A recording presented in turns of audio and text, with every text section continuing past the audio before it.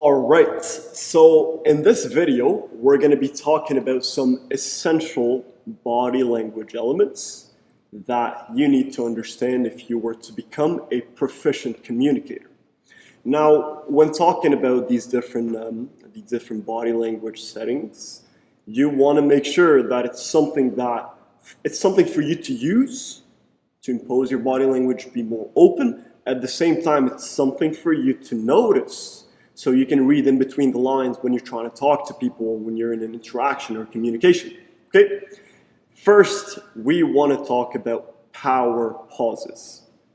If you sit down, you have your hands around your back and just literally just sitting down, you're relaxed, maybe you even have your legs crossed. This is a sign that you are very confident. It's called a power pause for a reason. It shows a lot of confidence that you have nothing to worry about. You're just relaxing. You have your hands up behind your back. You're just chilling. This is a power pause because it shows the confidence and the comfortableness behind it, right? It's something that you can use. Same thing goes for another power pause where you put your hands on your hips and you stand with your shoulders broad.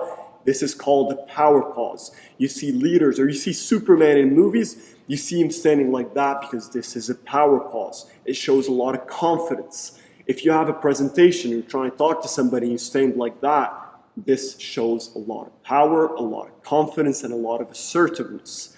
Now you want to be really wise with your use of body language, because if you're trying to talk to somebody and they already feel kind of intimidated by you, you don't want to use power pauses because then they're just going to feel more intimidated and it might make things worse rather than make things better. Now, another power pause that you can use, especially when you're in a presentation setting or trying to talk to a group of people, trying to tell a story, is using open body language. Open your arms. When you open your arms, you expand your territory, and that also shows assertiveness, and it does show confidence.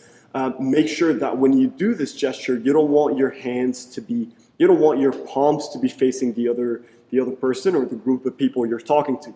Because this is also another tip in public speaking specifically, that when you're trying to tell a story and you can show people your palms, it's basically sending a subconscious message that you might be hiding something in behind, right?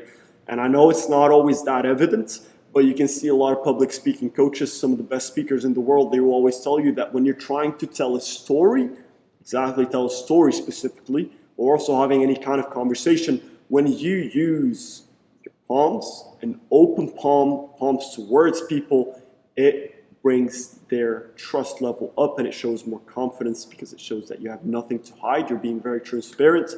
There's this emoji that goes like that, you know. It's like when somebody asks you, did you do this? And you say, I didn't, right? It shows them you do that because that's a sign of trust. When a little kid said, I didn't do it, right? There's a bunch of drawings on the wall and the mom comes screaming to the kid, like, did you do this? Like, I didn't do it. And then they have a bunch of paint on their hands, then the mom knows that they did in fact do it. But if they did that and there's nothing there that's apparent that they did it, or if they say, I didn't do it, they try to hide their hands, then you know that it's a bit sketchy, right? Again, this is a little trick there that you can use, again, especially in presentation settings, okay? Now, there are some body language postures that you want to avoid. You don't want to be sitting down with the hunched back. People don't like it. It will show us, it's a sign of weakness, a sign of tiredness, a sign of you not being confident enough.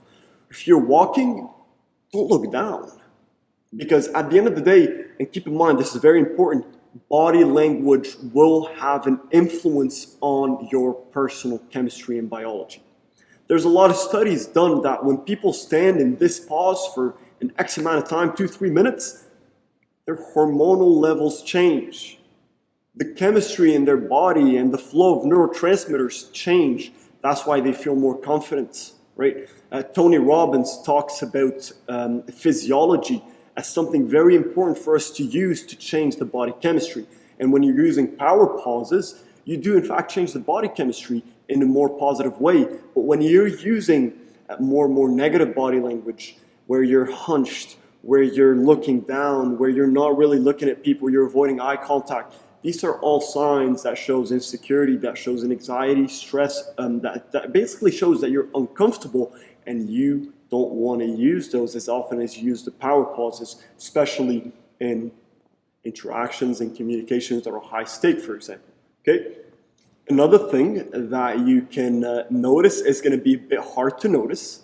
But let's say you're trying to talk to somebody, you want to ask them out, and you're not really sure.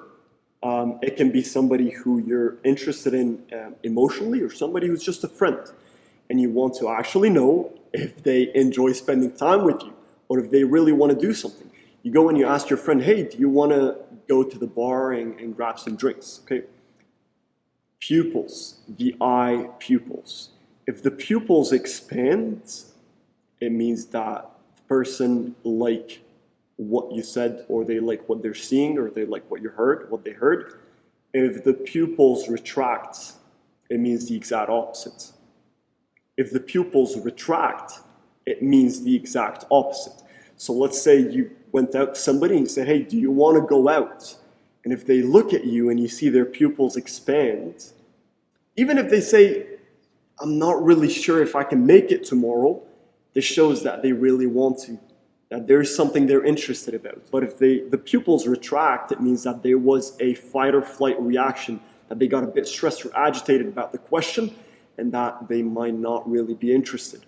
But again, this is hard to notice. The more you practice it, the more you'll be able to notice these little things, all right?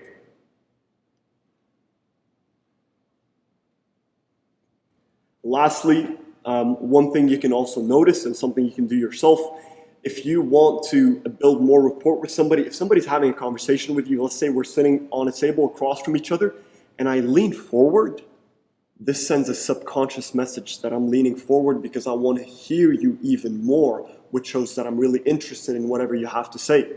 But if you say something and I don't like it and I just go like that, I'm leaning backwards, it shows that I'm trying to move away from this, that I don't really like what you're saying, or I don't really want to hear what you have to say. And again, this all happens on a subconscious level, and then it sends a subconscious message in a form of emotion.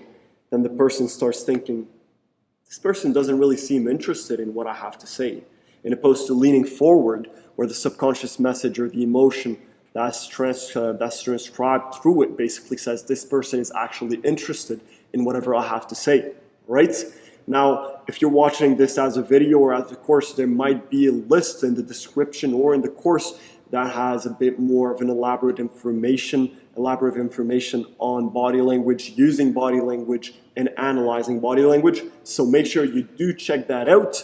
Otherwise, this is it for this video, guys. I really hope you enjoyed it. Let's hop on to the next.